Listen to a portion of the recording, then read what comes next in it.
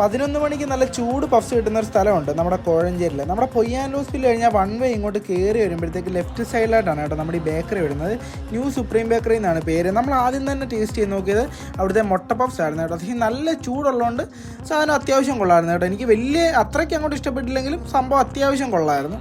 അത് കഴിഞ്ഞിട്ട് ടേസ്റ്റ് ചെയ്ത് നോക്കിയത് നമ്മുടെ അവിടുത്തെ മെയിൻ ഐറ്റമായിട്ടുള്ള അവിടുത്തെ ചിക്കൻ പഫ്സ് ആണ് കേട്ടോ. എനിക്ക് മുട്ട പഫ്സിനേക്കാളും ഒക്കെ ഇഷ്ടപ്പെട്ട ചിക്കൻ പഫ്സ് ആണ്.